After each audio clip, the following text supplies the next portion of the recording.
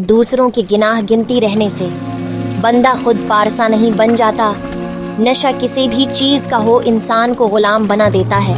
कुछ बातें कान लगाने से नहीं सुनाई देती, दिल लगाकर सुनना पड़ता है। जब साया कद से बड़ा और बातें औकात से बड़े होने लगी तो समझ जाएं कि सूरज गुरूब होने वाला है। जब घरेलू फैसले करने के लिए बाहर के बंदे की ज़रूरत पड़ जाए तो समझ लें कि आपका ख़ानदान तबाह हो चुका है।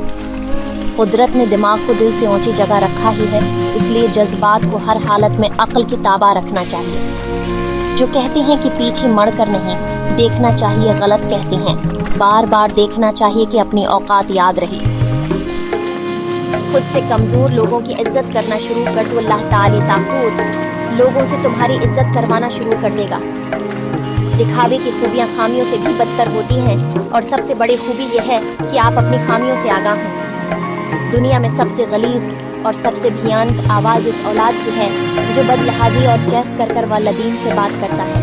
हाँ, मर्द औरतों की इतनी इज्जत करते हैं कि मर्द को बेइज्जत करने के लिए भी औरत की गाली देते हैं। जिंदगी बोझ बढ़ने वालों को लगता है उनका हिसाब नहीं होगा। ऐ अल्लाह, मुझे बड़े आदतों, बड़े कामों, बड़े ख्वाहिशों और बड़े बीमारियों से बचा।